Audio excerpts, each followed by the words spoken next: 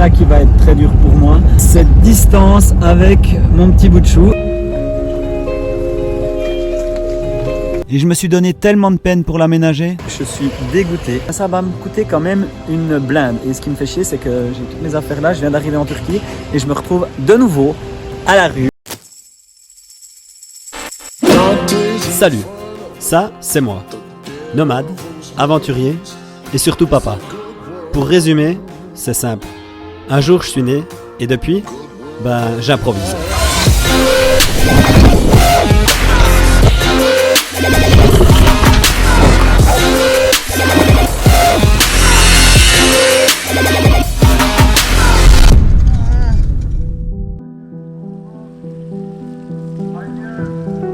Dans cette vidéo, tu verras que certaines fois tout ne se passe pas comme prévu, que même si tu fais de ton mieux, ça peut toujours merder.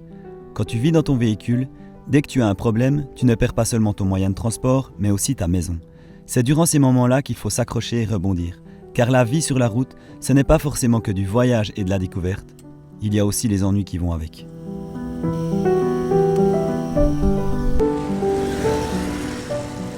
Un petit peu de lait, moi j'adore. Le café au lait. Salut et bienvenue dans cette nouvelle vidéo, plutôt bon matin parce qu'on est le matin ici, au milieu des garages en Turquie. D'ailleurs j'ai beaucoup de choses à te raconter. Déjà pourquoi j'ai décidé de revenir en Turquie? Il y a plusieurs raisons. Ce qu'il faut savoir c'est que si on s'est séparé avec Tiff, ce n'est en tout cas pas à cause de notre mode de vie nomade, étant donné qu'on compte continuer à vivre comme ça, à voyager, sauf séparément, donc avec deux véhicules différents. Là, on est dans une période de transition, donc c'est un petit peu la merde et c'est pour ça que je suis ici. Parce que en Turquie, j'ai toutes mes affaires, je les avais laissées avant de partir en Suisse, donc je viens les récupérer pour pouvoir finir d'aménager mon véhicule. J'avais dit à Bourrin, tu m'amènes jusqu'en Turquie, il l'a fait. Arrivé à la douane, par contre, il m'a un petit peu lâché dans les mains. Là j'étais aux douanes et puis en plein à l'arrêt où c'est qu'il y a les types et il y a une grosse fuite. Je sais pas trop ce que c'est, peut-être qu'il y a trop de liquide dedans, je sais pas. Et petite parenthèse que je trouve très importante au sujet du moment où j'ai eu la panne sur mon moteur, c'est que j'ai posté des stories sur Instagram. D'ailleurs si tu me suis pas, n'hésite pas à le faire. À ce moment-là, beaucoup d'abonnés m'ont donné des conseils, m'ont répondu, m'ont encouragé et c'est là qu'opère la magie des réseaux sociaux. Parce que grâce à vous tous, j'arrive des fois à trouver des solutions. Bon là, c'est compliqué de trouver une solution comme ça au milieu de nulle part avec très peu d'indices, mais ça m'a quand même beaucoup aidé et encouragé. Et ça, je pense que c'est important de le dire. On roule vite, mais selon le compteur, on n'avance pas vite.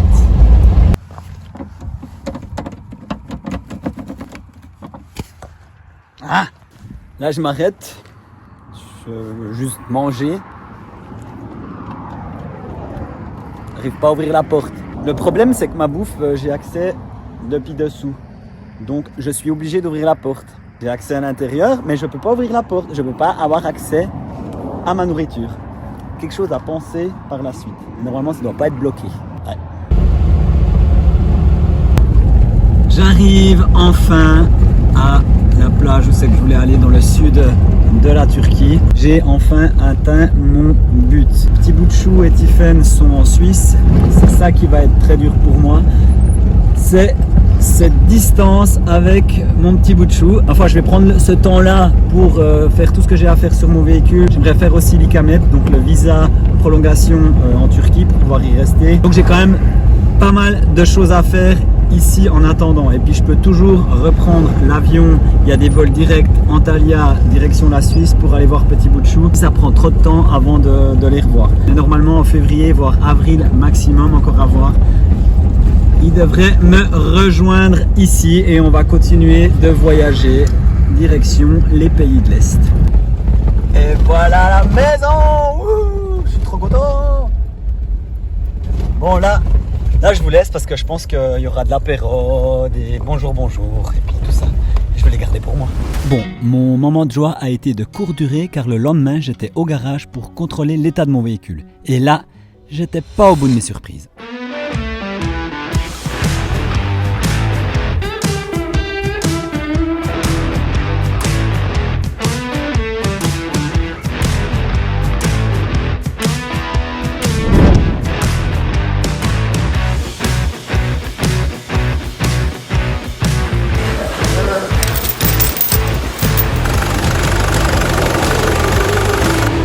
Bon, verdict, un joint de culasse. Enfin, il faut voir, il faut tout démonter. Donc c'est genre la panne la plus grave qui peut y arriver sur ce genre de véhicule. Le joint de culasse avait déjà été fait. Après, oui, il a des kilomètres, mais il n'était pas censé péter tout de suite. Donc maintenant, je dois attendre. Il faut démonter. Bref, un gros job. Ce qui m'emmerde surtout, c'est que mon véhicule, il passe 3 jours au garage ici et moi, j'ai pas d'autre maison, quoi. Donc c'est un petit peu chiant parce que je comptais faire ça, mais pas tout de suite, tu vois. C'est comme ça, c'est la vie. Donc quand il faut faire, on fait et puis voilà.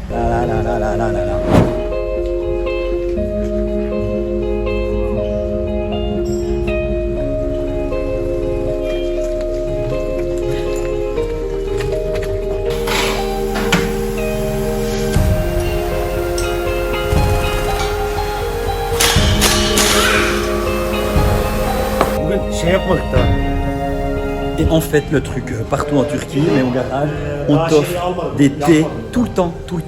En plus, ils sont super forts. Donc je te jure qu'à la fin de la journée, je suis comme ça. Puis en fait, des fois, tu peux te demander comment on communique. Donc merci Google Translate parce que étant donné qu'ils ne parlent pas l'anglais, ils parlent le turc. Je ne parle pas le turc. On arrive à communiquer comme ça. C'est clair que des fois, on ne se comprend pas tout. Il y a un type dans mon moteur. Comme quoi, on en met dans ces galopeurs.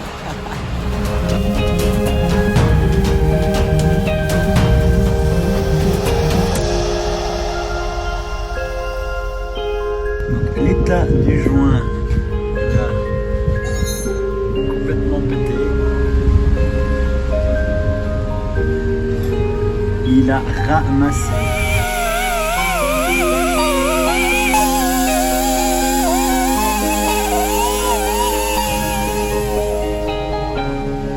Ça règle comme ça et puis ici il y a 0,40 qui passe, donc là bon bah verdict, je suis dégoûté. Je viens d'apprendre que j'étais là, les gars ils m'ont montré et tout.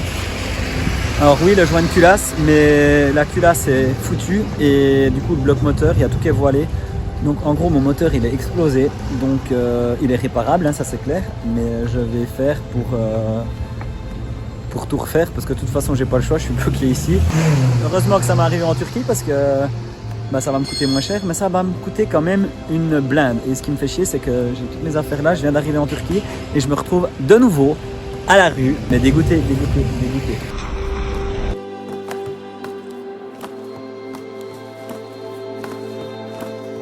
Ouais, un gros coup à prendre. J'ai envie de te dire un de plus, car avec tout ce qui se passe ces temps, c'est pas facile. Et ça me fait mal de voir mon bourrin dans cet état. Car actuellement, même si c'est que du matériel, ça reste ma maison, mon chez-moi. Une des seules choses que je possède qui n'est pas humaine, mais à qui je tiens. Et je me suis donné tellement de peine pour l'aménager. Mais quand tu vis sur la route, et que tu es nomade, c'est la règle du jeu. Tout n'est pas forcément facile tous les jours. Je suis dans une mauvaise passe, mais je veux rester positif. Malgré tous ces problèmes, je compte bien refaire mon bourrin.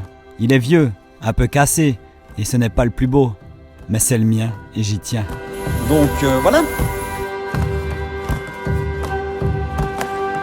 Je vais peut-être taper dans toutes mes économies pour le remettre sur pied, mais ça aussi, l'argent. Je ne gagne peut-être pas beaucoup, mais j'ai appris à faire des économies en cas de coup dur. Ma chaîne YouTube est mon principal revenu, mais cette chaîne, c'est avant tout la possibilité de vous partager ma façon de vivre, ma façon de voir les choses et de vous montrer que la liberté a aussi un prix. Suite à mes stories Instagram, beaucoup de personnes m'ont écrit et m'ont demandé comment elles pouvaient m'aider. Pour moi, le partage de mes vidéos et voir ma chaîne grandir de jour en jour est la plus belle des récompenses. Car bien entendu, elle me fait gagner de l'argent, mais elle me permet surtout de faire ce que j'aime tout en vous le partageant. Et ça n'a pas de prix. Le gars, il est venu me chercher pour me montrer comment il va aplanir le bloc moteur. Donc c'est vraiment cool. Il me disait viens filmer. Alors on va aller filmer. Mais en même temps c'est hyper intéressant parce que c'est pas tous les jours que tu fais ce travail. Donc aplanir un bloc moteur c'est quand même un gros job. Et puis c'est cool de pouvoir te montrer tout ça. Et en plus ici en Turquie comment ils se débrouillent. Mais ils ont du bon matos.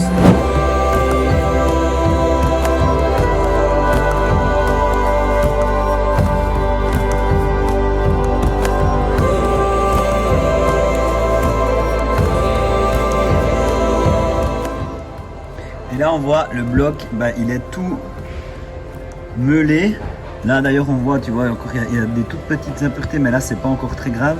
Mais en fait ici, ça faisait vraiment un trou. Et puis du coup maintenant, il est complètement plat. Et en fait, le gars, il fait que ça. Parce que hier, je suis venu voir pour qu'il me montre comment ça marchait. Il y avait déjà le même bloc moteur, donc d'un galopeur exactement comme le mien. Il était déjà en train de l'aplanir. Et puis comme tu peux voir, il a des blocs moteurs partout. Il a vraiment le matériel. En fait, ici à la Senaï, c'est un peu ils ont chacun leurs ateliers, leur garage. Tu as les spécialistes pour faire ce genre de travail. Tu as les spécialistes 4x4, tu as les spécialistes peinture, tu as les spécialistes pour changer les pneus, tu as les spécialistes qui tapent au marteau. Bref, tu trouves tout dans les 2 km². Et ça, c'est un gros avantage.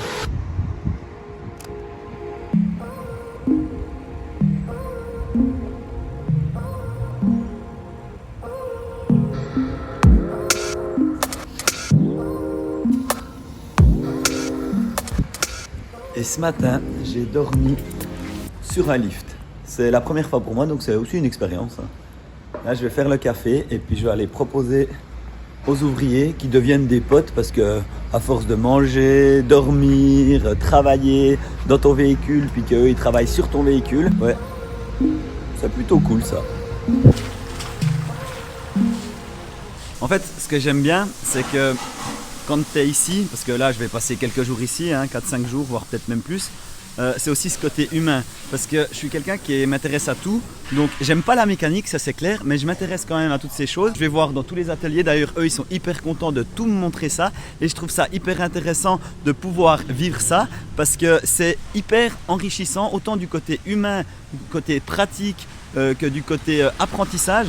Parce que tu vois comment ils travaillent ici, tu vois le travail qui a été effectué sur ton véhicule, donc tu vas commencer de connaître ton véhicule, donc ça c'est aussi hyper important. J'ai de la chance aussi d'être venu ici, en fait c'est pas de la chance, c'est aussi de l'expérience parce que j'ai pas choisi ce garage pour rien. En plus de ça, je suis dans une ville que je connais, d'ailleurs on avait réparé notre hook mobile ici l'année passée. Du coup j'ai refait faire un pare-choc un peu plus solide et surtout pour pouvoir mettre la roue de secours dessus et puis un pare-buff si jamais je dois ajouter je sais pas des feux plus tard. En train de le faire.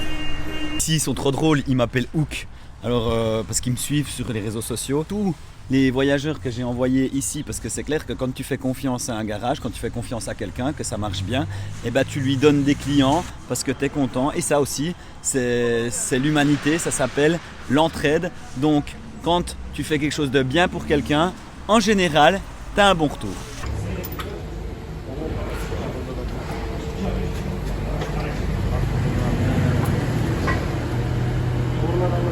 Là, ils sont en train de remettre le moteur. Début du 3e jour. Je lui dis que mon moteur, il est neuf. C'est pas du fake, regarde. Il brille. Il est tout propre. J'ai jamais vu un moteur aussi propre. Il va mettre une nouvelle courroie de distribution. Parce que quand tu fais un travail comme ça sur le moteur, t'enlèves tout. Donc vaut mieux remettre directement tout du neuf. Surtout que le matériel, donc la courroie en elle-même ne coûte pas forcément très cher. C'est surtout le travail que ça engendre qui coûte un certain coût. Donc quand tu fais un truc comme ça, tu refais quasiment tout. Bon les gars, petit retour d'expérience, petit débriefing sur tout ce qui s'est passé ces temps. Au moment où c'est que j'ai eu le problème de surchauffe, j'ai fait bien attention parce que je savais que ça pouvait être le joint de culasse. Mais étant donné que mon véhicule ne chauffait pas par la suite, il ne me bouffait pas d'eau, il y avait juste de la pression dans le moteur, donc je ne pouvais pas vraiment savoir ce que c'était. J'ai décidé de descendre jusqu'au garage. Ça, on ne saura jamais si c'est moi qui ai pété le joint de culasse ou si c'était déjà pété, si la culasse a été changée. Bref, ça maintenant, on s'en fout, on va de l'avant, on répare, c'est ce qu'on a fait. Quand je dis on, c'est moi et Bourrin, je l'intègre dedans. Arrivé lundi au garage, constater les dégâts. Maintenant, on est vendredi. Normalement, demain, mon véhicule est fait. En plus de ça, j'en ai profité, étant donné que j'ai passé 4-5 jours ici au garage, de faire une galerie de toit parce que j'ai toutes mes affaires à mettre dessus. Donc ils m'ont fait une galerie de toit sur mesure. Je voulais quelque chose de simple mais solide, pas avec des barrières sur le côté, étant donné que après j'aimerais rajouter une tente de toit et des coffres. Je suis hyper satisfait là-dessus. Pour le prix actuellement, je ne sais pas encore combien tout ça va me coûter. J'ai une petite fourchette de prix, mais étant donné qu'à chaque fois je rajoute des choses à faire, je ne peux pas te donner un prix fixe. Je vais rajouter en commentaire le prix que j'ai payé pour la totalité. Donc n'hésite pas à revenir sur la vidéo. Et ce que j'aimerais surtout dire là-dedans, c'est que j'ai passé quand même quelques jours à dormir sur un lift, à vivre avec les ouvriers. Donc tu t'attaches quand même, il y a quand même un côté humain là-dedans. Tu déconnes, tu discutes, ils m'ont aussi offert à manger un soir. Donc il y a vraiment un bel échange, c'est pas la première fois que je vis ça, j'avais déjà vécu ça au Maroc. Et puis c'est ça que j'aime en voyage. C'est pas forcément croiser les jambes au bord de la plage, mais c'est de vivre avec les locaux. Et puis là, je peux vraiment dire que j'ai vécu avec les locaux au garage. J'ai pu voir comment ils travaillaient, ils font du très bon travail, ils ont du bon matériel et c'est surtout des gens super motivés. Un exemple, hier soir j'ai dormi sur le lift, les types ils ont bossé jusqu'à 3h du matin. Des fois je leur demandais mais tu travailles jusqu'à quelle heure? Et ils me disaient tu sais c'est pas le temps qui est important, quand j'ai un travail à faire, eh ben, je vais jusqu'à la fin et je le finis. Ouais c'est différent quoi. C'est pas la première fois que je viens ici, j'ai jamais été déçu.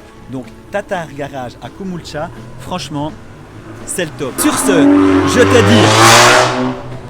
je te dis à une prochaine vidéo. Surtout, n'oublie pas, like, commente, partage. Ça fait toujours plaisir et ça m'aide énormément.